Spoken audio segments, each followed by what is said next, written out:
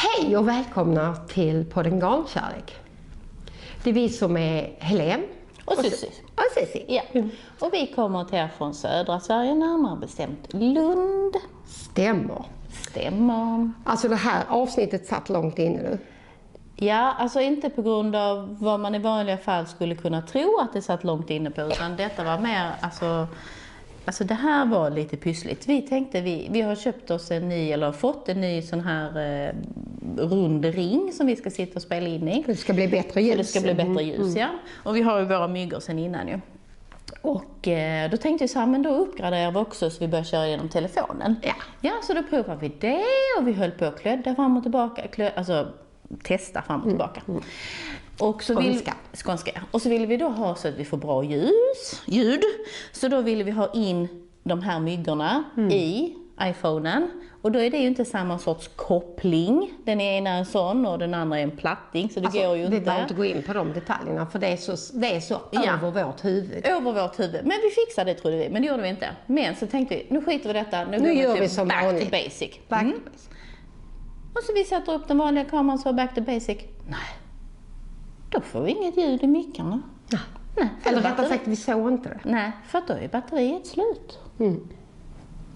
Alltså, ja. Som sagt då. Ja. Så vi fick i alla fall gå iväg till en affär. Och då var det ju så att vi höll på med den här setupen hela dagen. Och så skulle vi skulle ta en promenix till en affär nära mig. Det är bara det att man går inte när man går med Susie, då springer man. Så vi har sprungit en halv mara ungefär nu. Det har vi inte gjort, vi har gått lite ner till kvarteret. Jag är helt svett. Ja. Men alltså det har ju suttit lite långt inne för att vi skulle spelat in förra helgen, va? Och då var jag lite krasslig. Då blev det lite krasslig. Då var det inte någonting med det. Men nu är vi här i alla fall. Och det är vi glada för. Vi är så glada för att det verkar som att någon vill titta på oss. Ja, men det verkar ju så. Herregud, vi är ju helt nerstormade utav positivt. Och det är jätteroligt. Jätteskoj. Och det är kul att ni hade liksom sett fram emot att få se och träffa och höra på oss igen. Så det är ju roligt. Så alla som nytillkomna, välkomna till er också. På Instagram heter jag Garnfru. Och Susie heter Susie. Ja, precis. Och på vår Ravelry heter vi detsamma. Precis samma sak. Vi har också ett Instagramkonto för vår podd och det heter podden Garnkärlek. Där är vi. Men nu är det ju så här att det har varit mörka tider. Det har varit mörka tider, ja. Det har det varit. Det har vi haft alla. Vi har ju haft höst och vi har haft jul och vi har haft nyår. Och men julen var väl en sak? Jo, men sen kommer vi in i januari och då är men du, jag tror det är det, att det är det här mörka också. När man tar bort ljusstakarna i fönsterna, julgranen åker ut och det. Så upplever man mörkret i jättemycket. Ja, alltså januari tycker jag är en lite marig månad. Alltså den är mörk och den är liksom... Ja, men alltså det är precis som om det aldrig liksom sätter fart. Men nu har det ju börjat bli lite ljusare. Ja, absolut, här nere det är jättefint. Det är liksom, kan till och med vara ljus när man tar sig hem från jobb och så. Ja, men verkligen alltså. Så att man börjar ju andas. Idag så... tangerar ju det här med att när man sitter inne när det är mörkt så tenderar man ju sitta väldigt, väldigt mycket mer inne. Man sitter still i soffan och man stickar mer. För jag tror att stickningen är väl den största tiden egentligen. November, december, januari, februari, även in i mars för mig. Har alltid varit att jag stickar mycket då. Ja, det gör vi. Så att, och det är väl säkert likadant för er, att det är stickningen som är på bordet när man inte kan naturligt ta sig ut. Ja, du är ute och springer med din hund. Ja, men du går inte så du springer. Jo, men det är du är ju ute mycket och går. Jag är ute mycket och rör mig. Men sen tränar du ju ute. Tränar utomhus och jag ofta cyklar till jobb och så att jag är ute mycket liksom, men det är verkligen i luften ändå. Ju. Men jag fastnar liksom i soffan på något sätt när jag kommer hem. Men jag tror det är inte alls konstigt. För jag menar, nu har jag något som naturligt drar mig ut. Det är ju inte det. Men hade jag inte haft min hund som vill ut och promenera flera gånger, som man ska göra också, liksom, inte det. Alltså. Men jag tror inte man naturligt liksom tittar sitter ute och det är som halvblåsigt och regnigt. Man träffar ju bara hundägare ute. Det är ju inga andra man träffar. Det förstår jag fullständigt. Ja, det är ju inga barn och inga barn. Alltså. Nej, men alltså för mig är det så. Jagar man inte en boll eller slår iväg en golfboll så alltså ut och bara gå. Ja, det är rätt tradigt faktiskt. Ja, men vi tänkte faktiskt idag ha ett tema som ju tangerar precis det här att man blir stillasittande. Vad var det nu? Avsnitt 28 är vi inne på idag. Och då kommer ju det här vi pratar om, det stillasittande och återkopplat till ett gammalt ämne vi har varit på. Vi gör en återblick. Vi gör en liten återblick. Vi har pratat om det länge. Och den här återblicken är ju också på grund av att faktiskt du har fått lite ont i dina händer igen. Och då är det lite så här, temat blir ju då att man aldrig lär sig. Kommer ni ihåg, och ni som har sett oss, att i vårt avsnitt nummer 5, stickning på gott och ont, så pratade vi mycket om stickningen för hälsans skull, men vi pratade framförallt också alltså stickningsskador. Och jag har ju en god kontakt med Fredrik som har hjälpt mig under alla år med mina skador. Men det blir liksom inte bättre. Och jag har ju upptäckt detta att ju mer mer det är vinter och höst så stickar jag ju, som jag sa, mycket. Och då får jag också mer ont. Så jag har varit och fått ytterligare sprutor i mina händer. Och det tänkte vi faktiskt. Det finns en anledning till att vi behöver gå tillbaka och titta på det där avsnittet, men vi ska också blicka fram. Det var nämligen så här att jag tänkte jag måste göra något för att jag kan liksom inte sluta sticka. Nej. Sen har jag stickat mycket och jag har stickat mycket med stora stickor och det gör kanske sitt till. Men jag hade fruktansvärt ont i mina händer på nätterna och de fastnar liksom så här fingrarna och så.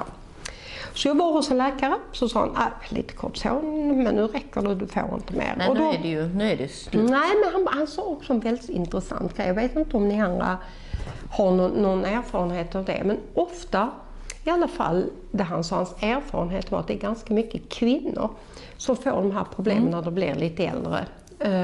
Och det får man väl säga att jag ändå har blivit lite äldre. Och det är att man ofta sover så här. Man drar in sina händer till kroppen, så ligger man så här. Och det gör att man sliter. Så att jag har fått ha en sån här oerhört trevlig, och nu låter det mycket, men jag har fått ha en sån här skena på nätterna. När jag sover. Och min mamma blir tokig för så får jag lite, så den håller min hand så att den inte kan. Och det har hjälpt jättemycket. Sån hade jag faktiskt när jag var gravid också, för jag fick sån här kapot. Ja, precis. Så fick jag såna.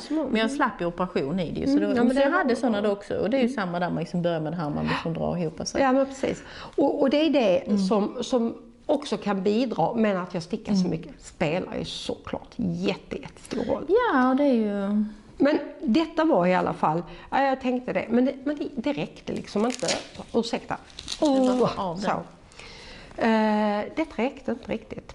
Så att jag bestämde mig för att jag ska investera i lite nya stickor. För jag märker att det är bättre. Du säger ju att det håller ganska hårt.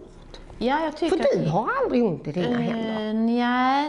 Nej. Armbågen fick du ju lite. Ja, armbågen, och det var ju fel armbåge också. Men det var nog när jag jobbade hemma så mycket så att det blev liksom fel med sittställningen. Men jag får inte så ont som du. Ja, men sen har jag nu ett annat rörelsemönster när jag sitter och stickar på kvällen också. Ja. Jag far upp och ner och soffan, hitan och ditan och stickar ett tag och sen så får jag ner av brallan och så måste jag liksom vidare så här och kolla vad familjen är. Så att det är kanske också sånt. Ja, och plus att du går ut och går med hunden liksom mitt i. Jag kommer hem i soffan. Sen är jag där att jag ska lägga mig. Nej, det gör jag inte. Så det kan jag, men så har vi pratat om det här precis som vi börjar med nu, att du antagligen håller lite hårdare ju. Och du har ju sagt att det känns ju skönare när du har något trä, alltså något naturmaterial, bambu ju. Så då gjorde du investeringen. Ja, och det är verkligen en investering för jag köpte Kyrgås bambustickor och de kostar ju mycket pengar alltså. Men jag tycker att det har blivit bättre. Men då var det så här. Det här är ju rätt roligt. Här ser man ju Instagram vad den stöttar och hjälper. Då var det en av våra följare som skrev så här. Men du, Helene, det finns en knitting PT. Och jag bara, va? Ja, det finns alltså en tjej som har dels har hon en podd, men hon har också tips och tricks till stickare för vad man ska tänka på för sina händer. Och jag in där, vet du, och kollar, wow, det var ju hur mycket som helst i den här. Och då tänkte vi så här, nej, men det här kan vi ju inte hålla för oss själva. Nej, alltså sånt här måste man ju dela med sig av. Ja, men alltså så är det bara. Och ni är säkert kanske jättemånga som känner till henne. Andrea Lui heter hon och bor i New Jersey, i New York. Så vi tog kontakt med henne. Och man ska ju vara glad att man bara får ett svar, men det fick vi. Så vi tänkte så här. Vi slår ihop det här som vi gjorde på avsnitt nummer 5. Vi kommer också länka till exakt när vi pratar just om det här med vissa övningar för oss stickare. Och sen ska ni få träffa Andrea och så ska ni få höra vad hon säger. Så vi kör väl igång det, va? Tycker vi lika bra att göra det. Och så som vanligt så är det ju Helene som kör i pokarna när vi kör våra intervjuer. Nu är denna intervjun på engelska. Ja, och det glömde vi säga. Vad bra du kom på det. Alltså det är vi ju inte, jag är inte så van på engelska som Susie, men ändå, alltså det är lite awkward att sitta där. Ja, men alltså det är inte mitt modersmål, det är inte ditt modersmål. Det får vara alltså så. vi får ta det som det. Ja. Men ska vi inte bara, vi kör på. Och så, det man förstår, då får man skriva till oss och fråga. Ja, vi förstår, hon är jätteduktig. Ja, varsågoda. Oh, today we will meet up with Andrea. So a warm welcome to Andrea. We are very happy for you to join us today. Welcome. Thank you for having me. Welcome to podden Garn Kärlek. Could you please say Garn Kärlek? Gone Shalik. Oh, Was that good? you are natural, I can hear that. Thank you for joining our podcast. It's so nice to meet you. We have introduced you here before, so they know a little bit about you. But could you please introduce yourself to our listeners with your own words? Sure. My name is Andrea. I am a knitter and I live in the United States. What else? I've been knitting for quite a while. I knit every day. You might say I'm obsessed with it. I'm also a physical therapist, which is what I do during the day. And so I have kind of combined the two and put my physical therapy knowledge together with my love for knitting to help other knitters and crocheters, other crafters with taking care of themselves. That's so nice. And we all need it, I think. Because when you watch podcast, you are you are a frequent knitter, I would say. Yeah. Otherwise, you wouldn't. You wouldn't end up exactly. You wouldn't spend all the time for just knitting, so to say, or doing other crafts. Yeah. Yeah. So you said you live in the States. Mm-hmm. Where do you live exactly in the States? I live in New Jersey, about an hour outside of New York City. Oh. Then you are near the Big Apple. Yes. Yeah. And as you know, we live in the south of Sweden, and our listeners are mostly Swedish, I would say. So we need to remind each other that to talk slowly, and we will help you if you get ahead. So, how come you became a knitter, and when did you become a knitter? How did it start? Yeah, that's a good question. Why did I become a knitter? Well, I think ever since I was a little girl, I really felt drawn to crafting by hand, doing things by hand. That feeling of nostalgia, if that makes sense. But it took me a while to figure out what really spoke to me. So I tried sewing, I tried crochet, and they didn't stick with me very well until I was in college. And one day in college, I saw an older girl knitting, and I don't know what it was, because usually I'm very shy. I'm very shy in person. Shy. Yes. And I went up to her and I said, can you teach me how to do that? And when I think now, that's very uncharacteristic for me. I didn't know her. I never saw her before. And she said yes. So she taught me. Yes, it was very kind of her, the strange girl coming up and asking her to teach her. So she taught me, and then I knit, a little bit here and there in college, not a lot, mostly like, a scarf. That was it. And then I was finishing my graduate degree in physical therapy. And I have found that when I get very stressed over studying, I start to look for something else to do.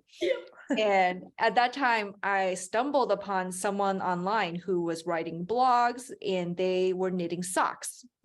I had never seen that before. And it seemed so magical to me, so magical to make a sock with your hands.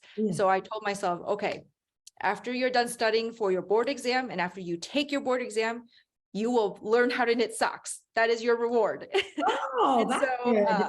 Yeah, so that's what I did. Yeah. Did you learn by YouTube, or did you learn by a book, or how did you? I used a book. I used a book, and then I used YouTube kind of together. Yeah. And then needles, or with the circular needle? Magic loop. Magic. Yes. Yeah. So, and when was this? This was in 2014. So almost 10 years ago. Oh, so that is so interesting what you're saying, that you just went to the girl and said, "Could you please teach me?" And I think that is a knitter's word, because today you see a lot of youngsters, and it's kind of a modern lifestyle now. It's very modern. So, yeah. In Sweden, it's like like in Sweden, it was the Christmas gift this year. Yeah. It was home knitted. Yeah. Yeah. Home knitted. Yeah. It was the Christmas of every year in Sweden. They say this is the Christmas present of the year, and it was homemade. Yeah. This year, the homemade knitted stuff. So there is a lot of young people knitting in Sweden. How would you describe the knitters in the US? I would say there's a young group of us. I'm in my 30s now, so maybe not quite that young, but there is a younger group, 20s to 30s. But for example, someone I know went to Norway recently, and they said that you could see people wearing hand knit garments on the street everywhere. And here, I never see that. And I very rarely see someone else knit in public, unless it is someone I'm meeting up with, right? Like a friend. But I never see anybody I don't know that is just knitting there. It is always just me. I didn't think it was like that. No, and neither did I, because as I travel a lot with my profession, I knit under airports, I knit on the plane, and every time there's somebody doing the same. So that's why I get a bit. I didn't think that should be the answer. You don't have these knitting cafes, or like if you have a yarn shop, don't they have special time to come and knit? Yeah, just like sit down and knit? evening, afternoon. I think they do. I don't, for a long time, I never lived near one. But then even the ones I did live nearby, if I went, it was mostly older people. And I for a long time, only knew one friend who also knit. And then after I joined Instagram, I made more friends who are knitting friends, but they all live everywhere. Yeah. The way it is online. That is so nice, because you can sit in your online cafe and you can knit with us. We should invite you. Thank you. It's really the knitting community is growing, I would say. In Sweden, it's huge now. And a lot of people in my job says, "Oh, can you please help me teach me how to knit?" So we should have after work next week when we should knit. I didn't tell you. No, you haven't told me. But we are. There is a lot of young people who really like to learn how to knit. So do you have any connections with any Swedish knitters, or are we the first? You're the first. That's nice. We found you on Instagram, and it was one of our listeners who gave me the advice to watch your Instagram and your YouTube, because I have this. And all our listeners know that this is my big problem. She has been telling us about it. Yes, yeah. And this is kind of I think there is a lot of us who has these problems, but we close our eyes and ears and keep knitting, because we are obsessed with knitting. So you have in as you told us, you have another profession. You're not a professional knitter, you are a professional physician.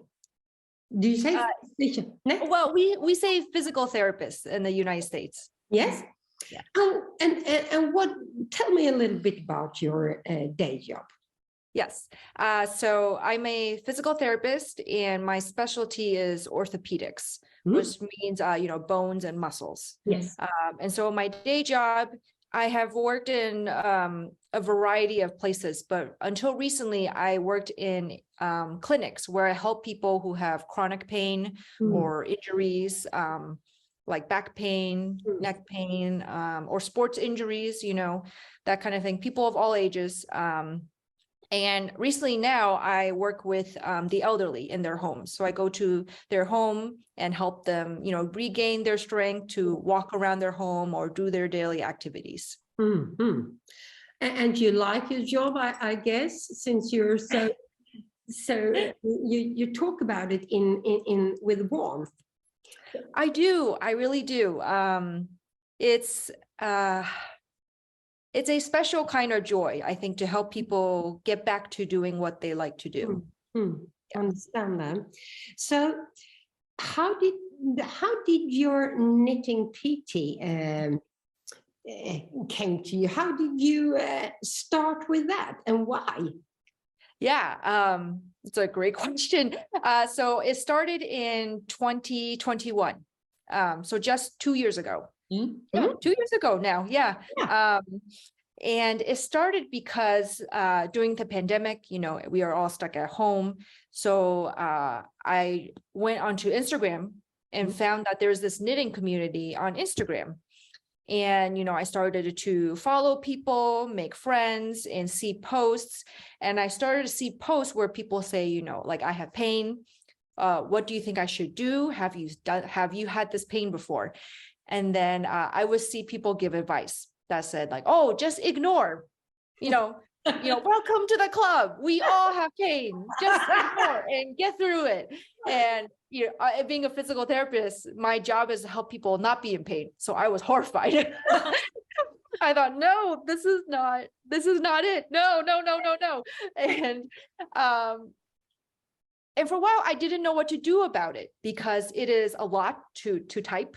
Exactly. All the words I'm thinking, it is a lot to type up. And then one day I think I realized, you know what, I can make video and show people what to do. I can show them stretches, and that is even easier than writing, because it's easier to learn by watching someone instead of reading and trying to figure out what they are doing from the description.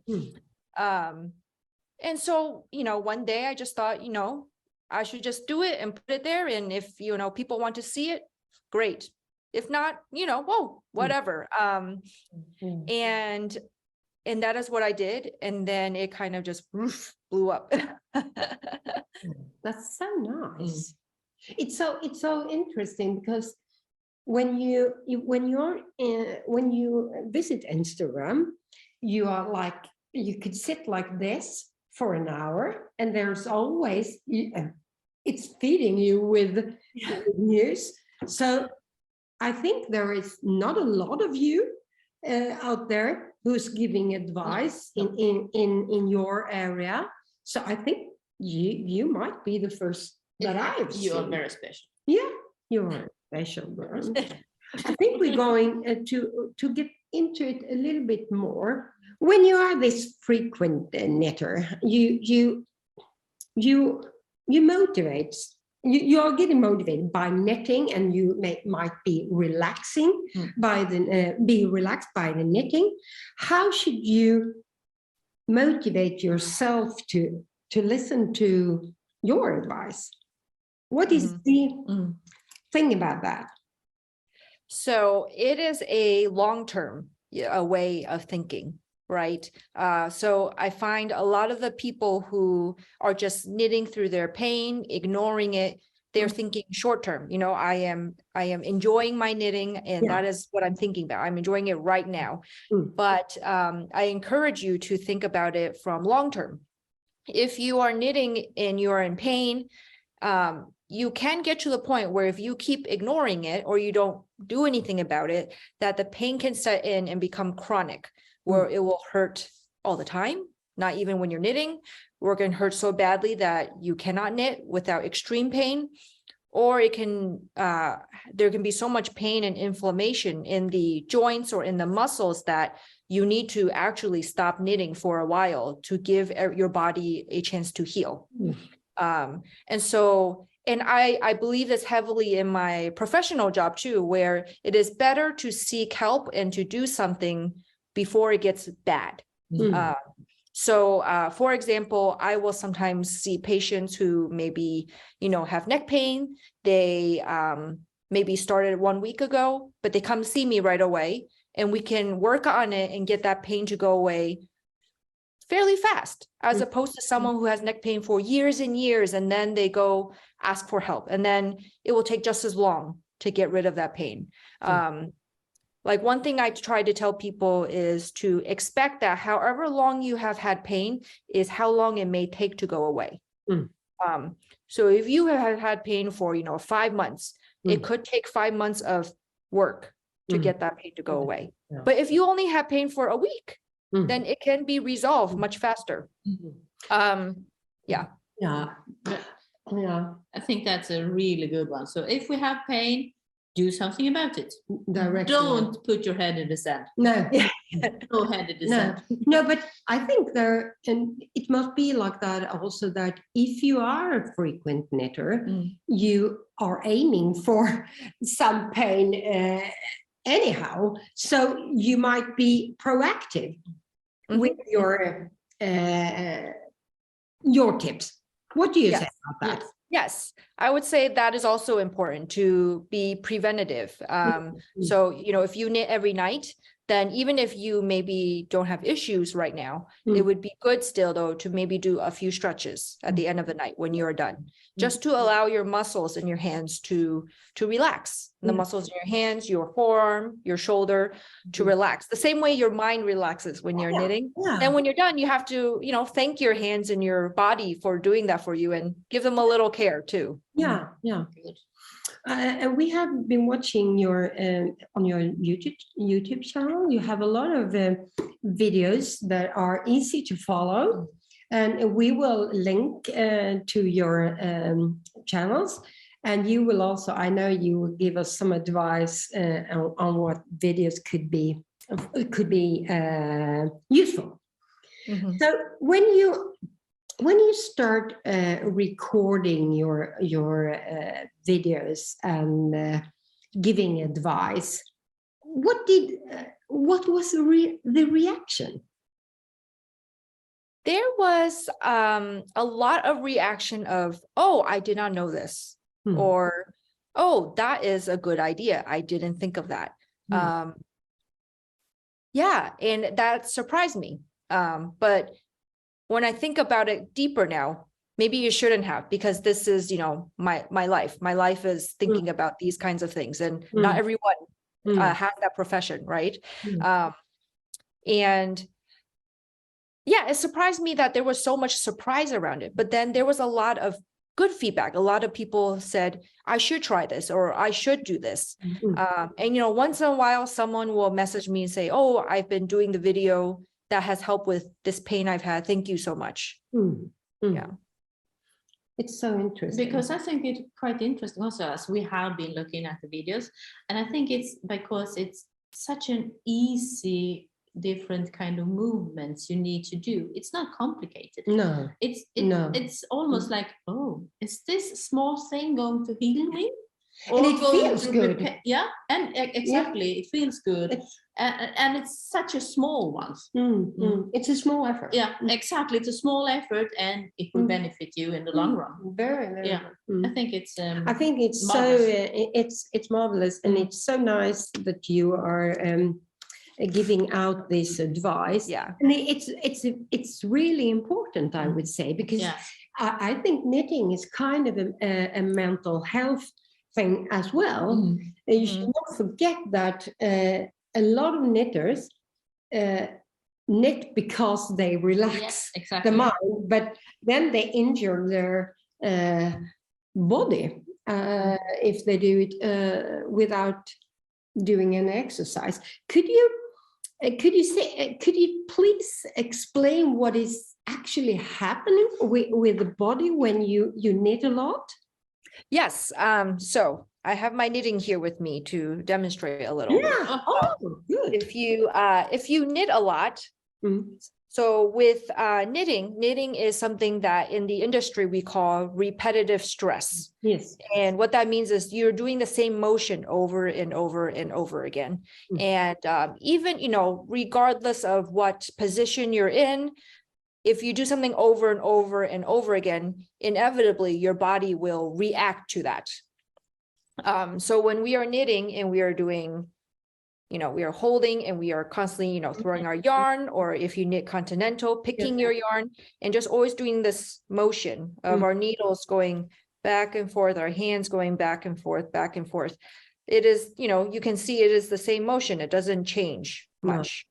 And so then your muscles will react to that, and they are staying in the same spot. So my hands are staying like this, or my wrists are staying like this, and they're staying still, but moving.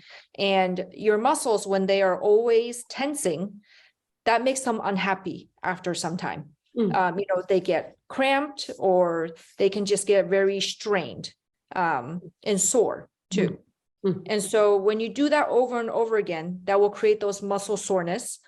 At the same time, if there's a lot of pressure, that will affect your joints.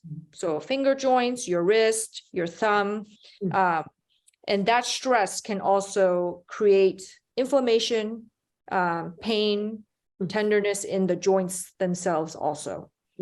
I think there is some way you need to sit to if I do like this, if I lean forward knitting, I get a lot of tension in my neck. But if I go too much back, then I need to lift it. And like as we have come up to a certain age, we will not be able to see it. So I think you need to be aware of what you're doing. So you are creating awareness, I would say. Yes. Awareness is very important because if you don't know what position your body is in or where it hurts, then even a professional cannot help you that much. And I find that a lot of people don't even know what they're feeling in their body. I have many patients who will say, I have pain, and I ask where, and they say, I don't know. I have just somewhere. Yeah. And so one thing I encourage people to do is if they're knitting and then they feel they have pain or something hurts, freeze in the position, and then try to think, what do I look like? Where do I feel the pain? And where am I? Am I all the way forward and my head is hanging down and that is why my neck hurts? Or, am I holding on for dear life to my knitting and that's why my hands hurt? Because that will help you know where to begin after. I think that awareness is one thing. So stop just what is making your body hurt, you say. But if you have your problem and you don't seem to what do you say? You can't get rid of it. You can't get rid of it. It doesn't help you what you're doing. Is it just stop knitting that is the best for a while, or won't you get back to the same point if you start knitting again? Yeah, exactly. When you have been Pausing? healed. Yeah. When you have, if you stop knitting, it's hurt my arm and I stop knitting. You stop knitting for 2 weeks. Isn't it like that I will get back to it if I don't change anything? Or what do you say? Yeah, that's possible, that it will return if you don't change anything.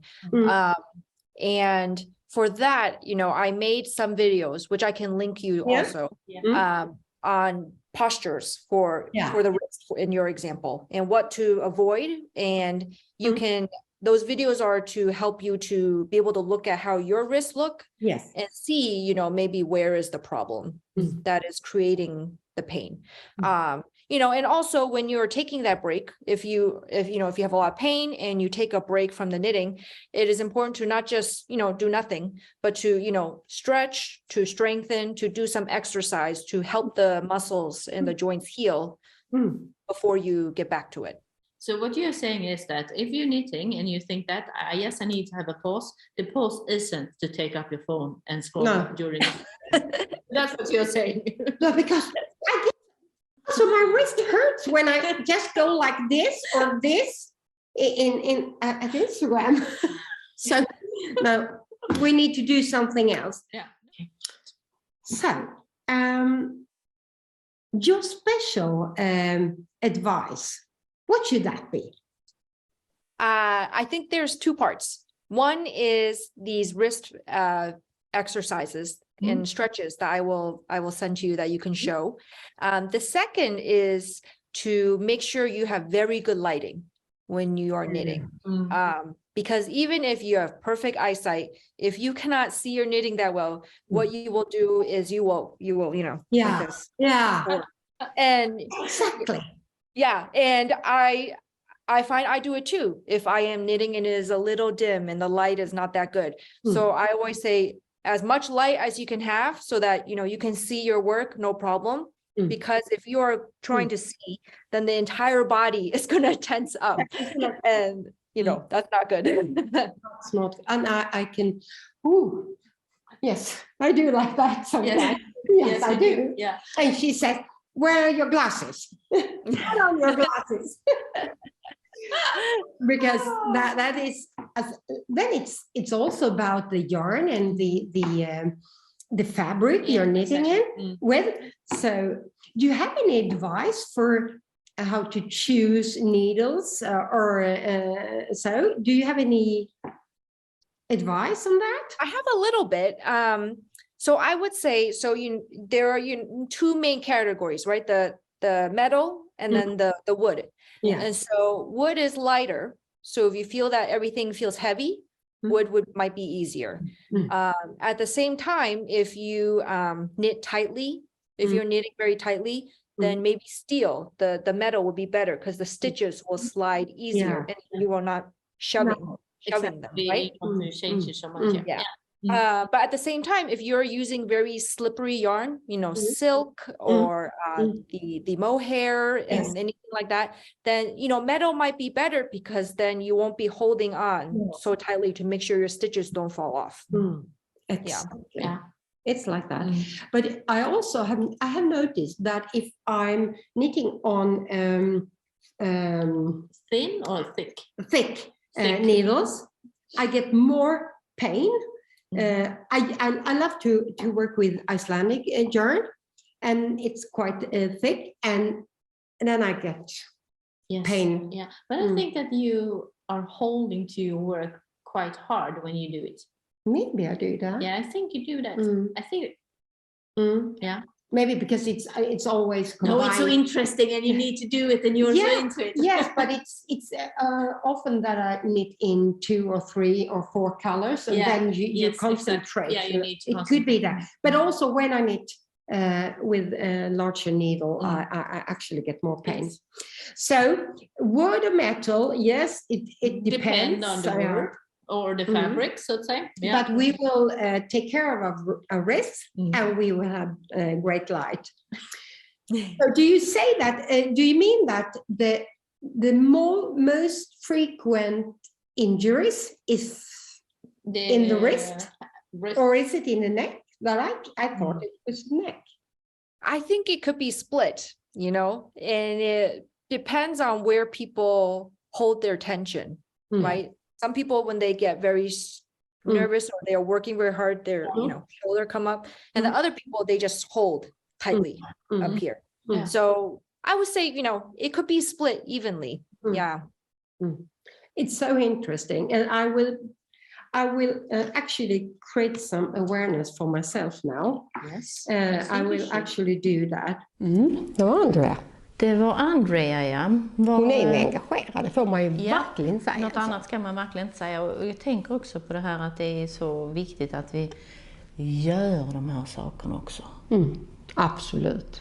Det finns ju mycket hon säger där i det här om att ta hand om sin kropp när man stickar. Ja, och precis som hon säger också i filmen här nu, att börjar vi få ont så ta ett tur, men det stoppar inte huvudet i sanden och går vidare och går vidare och går vidare. För hon sa väl också där någonstans att om du har haft, lika länge som du har haft ont, lika länge kan du nästan förvänta dig att det tar för att bli frisk eller få bort dina smärtor.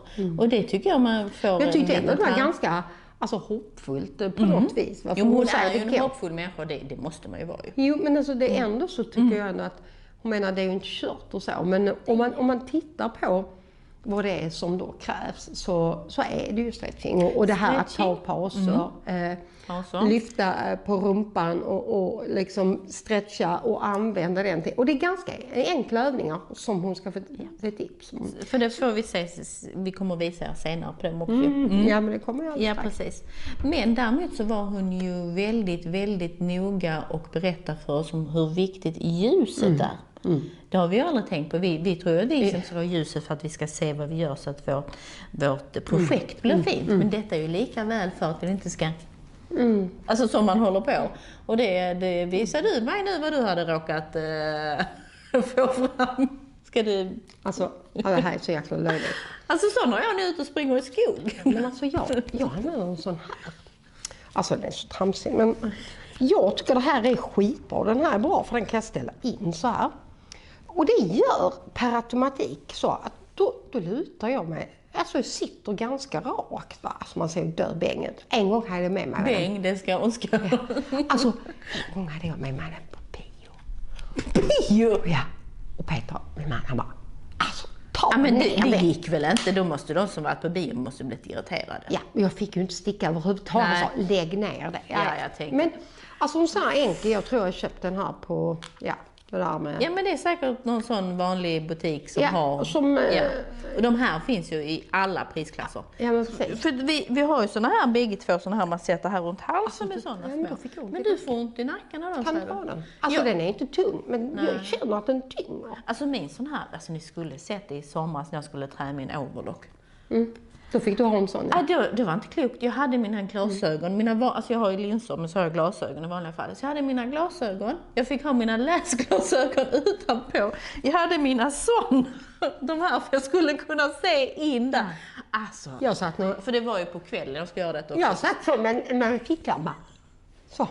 Ja. Nej, men alltså ljus är ju extremt viktigt. Och det är ju inte bara när vi stickar svart. Ja, nu kom vi från ämnet lite. Men det är ändå viktigt att säga att ljus är bra, men stretching. Så jag tänker faktiskt att vi drar på den där länken som hon skickade till oss, som vi fick dela med oss. Så en liten shortis här. Kolla här. På hur Andrea tycker vi ska stretcha. Varsågod.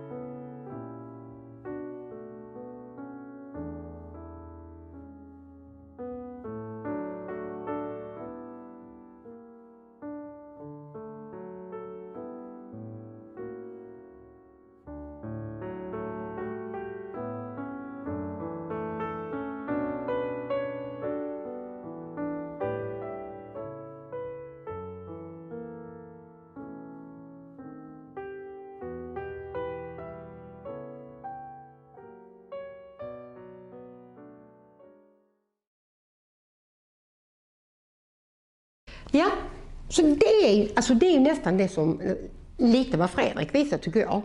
Det är ungefär samma övningar. Men jag tycker att den är så enkel och vet ni vad, de här finns ju och även andra på hennes hemsida. Och det är också länkat till hennes YouTube-kanal. Så vi kommer lägga länk där ni kan gå in och titta. Och hon har ett linktree där man kan också se vad hon håller på med och pysslar med. Hon har ett väldigt, nu hoppar jag lite här, men hon har ett väldigt fint Instagram-konto. Ja, men det har hon med sin stickning, för att hon är ju en duktig stickerska. Men framförallt där har hon också sina tips. Va? Men det finns många olika videos. Man kan också köpa loss vissa videos. Man köper typ en prenumeration eller om du betalar en viss summa så kan du få videos. Men det finns massor där och lite beroende. Ni ser hur jag sitter så ska man ju inte egentligen sitta. Men hon har tips även på det, på sittingen och även på vilken position man har. Och det är mycket matnyttigt. Men vi tänkte så här, vi ska också låta er se eller få höra lite grann när hon pratar om sin stickning.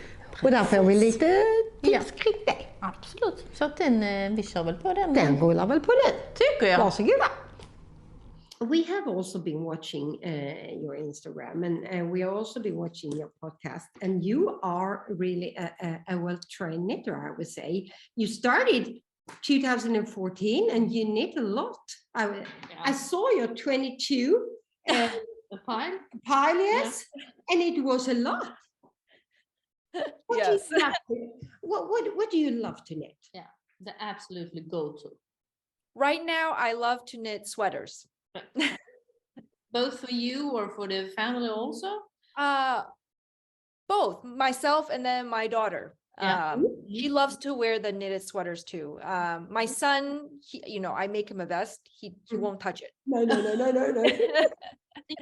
And my husband, I made him one sweater. He wears it every day. Yeah. But it was so big, men are so large that I thought. So, Yeah. You knit and you knit and you knit, and it never ends. Exactly. Yeah. So like you're knitting a tent. Yeah. Yes. So you like to knit sweater in I see you have two colors. Yeah. Do you like this kind of sweaters, or is it? I like all kinds. I think mostly, the color work or the texture. Yeah. I do. I agree totally. Absolutely, because And I the also yarn? like this two color. Yeah, we do. Yeah. I like that very much. It's so Your two and your favorite yarn then?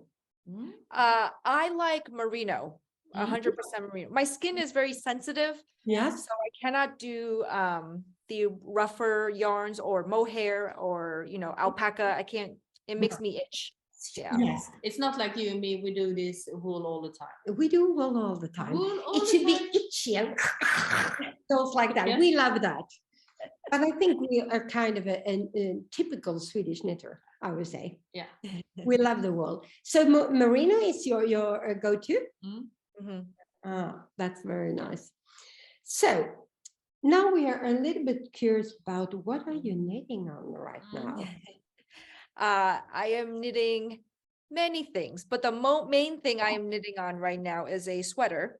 I test knit a lot also. Oh, you do? I'm trying to do less this year because I want to knit other things too. Yeah. There's too many things I want to knit. She knows all about that because she's test knitting I had all of test my knitting, episodes. last week. I think I was test knitting all the time. All the time, yes. No, it's a joke. So please show us. Yes. So it is this. Oh, lovely. And that is some... Oh, nice. Very nice. Very nice. Yeah. So a rib stitch pattern. And then, I decided to please. Was it broken rib in the... Yeah. Yes. Or three. Yes, broken rib. Exactly. Yeah. It's Yes. very nice color as well. Yeah. Very nice. Yeah, the collar is folded over. Yes, that's so nice. Who is the designer? What is her name? Her name is Madison Moe. She is a newish designer in the United States. Yeah. You could check that out. Yeah. And you lit, and that is some merino in that. Yes. It's very nice. It's a fingering weight merino. Oh, it's very nice. Very nice. Very nice. Do you have a yarn shop nearby you now? Not that I have visited. I have heard there is some nearby, maybe within 30 minutes. Yeah. Yeah, but I You have not been order there. online or? Yeah, I mostly order online. Who doesn't? So you have given us a lot of advice and a lot of things to think about today. But if you're going to give us a knitting tip, what is that? What could that be?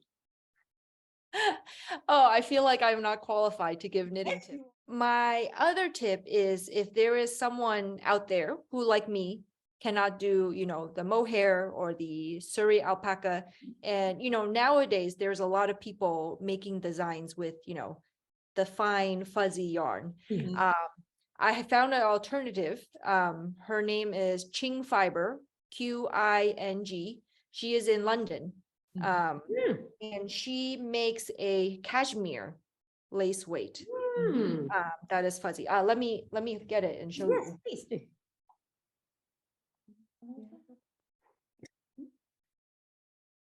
Oh, it looks good.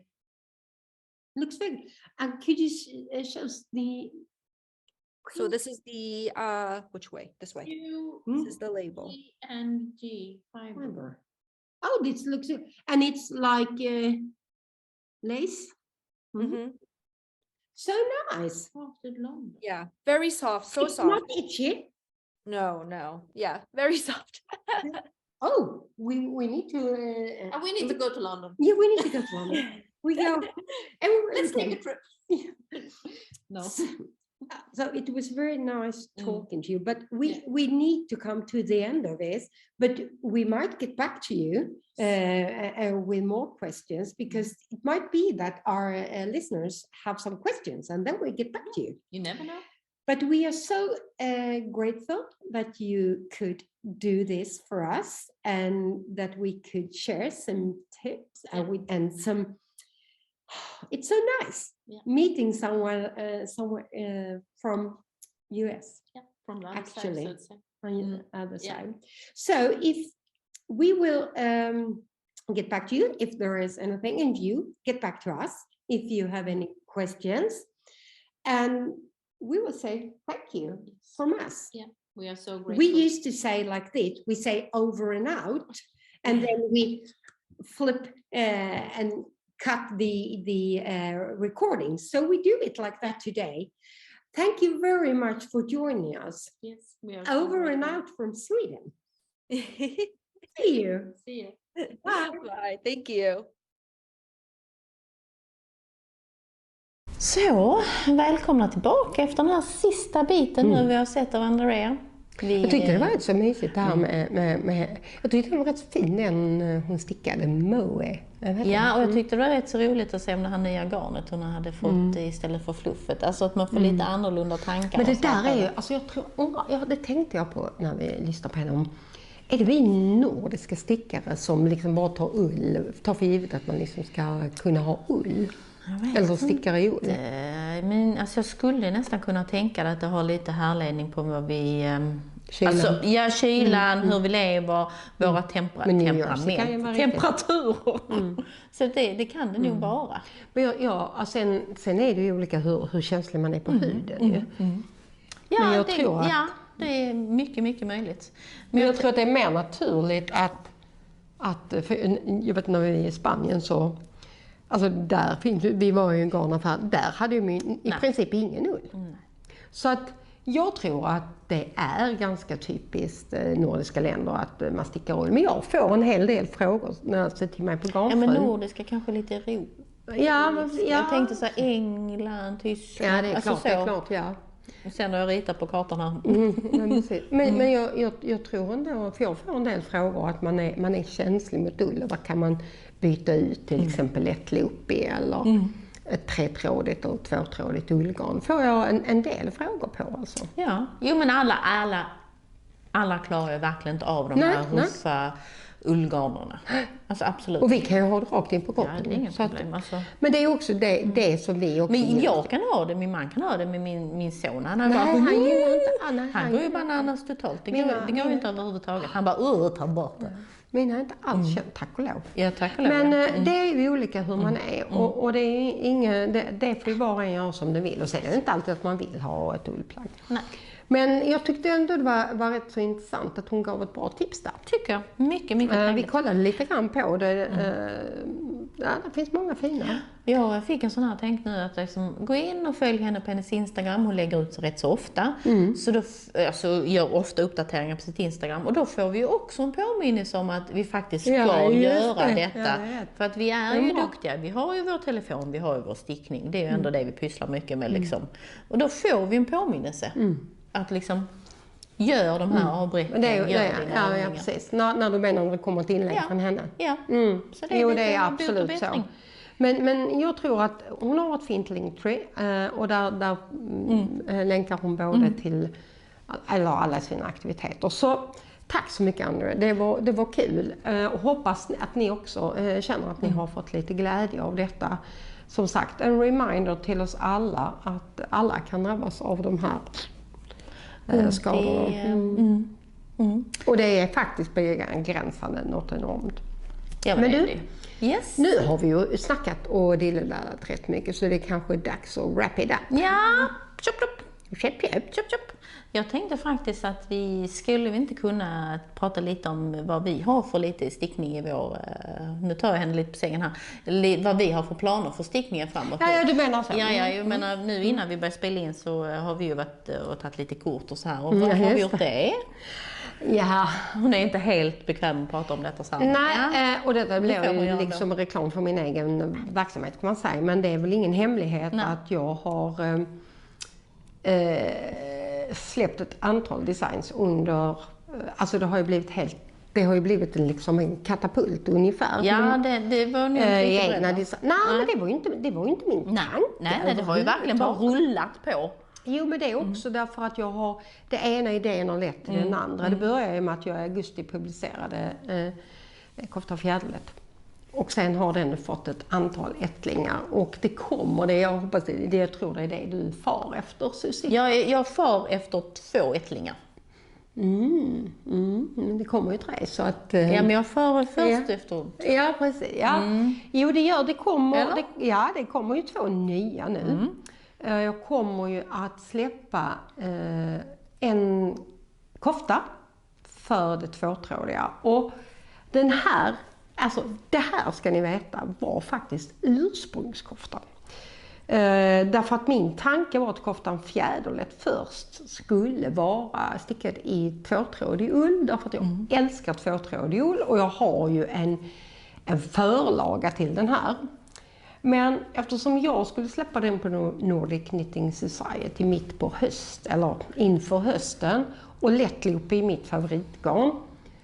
Så när jag hade stickat halva den koftan, jag skiter i det nu. Nej, det ska vara en i lättloop. Och så började jag räkna om och fixa om.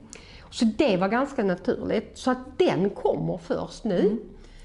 Och den kommer jag släppa någonstans runt den 20. Och den kommer heta Koftan Fjäderlätt Light. Och det har jag ju kallat den hela tiden. Ja, den har ju hetat det alltså under tiden vi har hållit på med den. Eller vi håller på med, du håller på med den. Så har den ju hetat det. Ja, men det var ju för att jag vill markera att den... Och den är inte likadan som en kofta, som den andra koftan. Utan den har lite annorlunda ärmar. Den har inga flätor på armarna här nere. Utan den har en annan. Och där kommer också en beskrivning på den inom kort. Ja. Den kommer jag att släppa. Och sen så kommer det ju en polo. Nummer 2. Det kommer en polo. Och polo kommer att släppas på Nordic Knitting Society 1 mars. Men det finns ju en 3 också. Yes. Den har du redan glömt. Nej, absolut inte. Nej. Men den kommer, jag vet inte riktigt om jag hinner släppa den nu eller hur det blir. Du sätter ju redan höga krav på dig så jag tänkte om vi inte pratar om den här så. Nej, men den är ju klar. Ja, och den är underbar. Men det är den som Susie fick och det berättade jag för er förra. Och den jag har har lever i. Ja, och den är nu ska bara komma ner i mönstret så den är klar liksom. Yes. Men så det kommer ju lite sånt. Men sen så tänkte jag att ni är väl lika trötta på fjäderlätt som jag. Att sen kommer det lite annat längre fram och det ska väl inte vara fjäderlätt precis. Men det har ju varit en kul grej. Och är det så att man vill se de här fjäderlätt. Precis. Så... Precis, för att vi kommer ju och åka till Stockholm. Ja, på mässan som kommer nu i slutet av denna månaden. Men det är snart, det är bara 2 veckor. Ja, men 24 till 26. Alltså jag är lite fel i tiden för jag har fått lite för mycket att göra på mitt arbete. Ja, det är samma. Så att, men precis, vi åker den 24, precis. Ja, 24. Ja, och då ska vi ju inte bara springa på mässan utan vi passar på att faktiskt göra lite annat också. Jag ska bland annat få casha in en julklapp jag fått av Helene, så vi ska på musikal. Ja, ska vi. Och så har vi bestämt lite träff med lite folk och så här, så att vi har rätt mycket vi ska pyssla med. Men framförallt så ska vi också på mässa. Ja, det ska vi. Yep. Och där kommer man kunna se mina fjädrar. Inte alla, men man kommer att se många utav fjäderlättvarianterna faktiskt. Och passa på och snacka med oss lite och kom fram och hugga oss. Yeah. Och det ska bli kul. Men man får ju samma möjlighet. Jag tycker att de här mötena som vi får med personer som faktiskt orkar lyssna på oss, alltså jag tycker det är underbart. Ja, men det är kul. Alltså Nej, men de hugger en och man bara, ni känner inte oss som en... Ja, alltså det är så skönt. Alltså Ja, det är roligt. Och sen kommer vi till Malmö också såklart. Men det är ju nästa månad igen. Ja, men fårfesten får vi hoppa för vi hinner inte med våra jobb liksom. Vi har ju ett liv också att sköta. Så vi kommer ju att alldeles strax kunna se några av er i alla fall. Och de som då inte får en möjlighet att åka på mässorna, är det någonting ni undrar över eller ni vill att vi liksom ska kolla upp till er?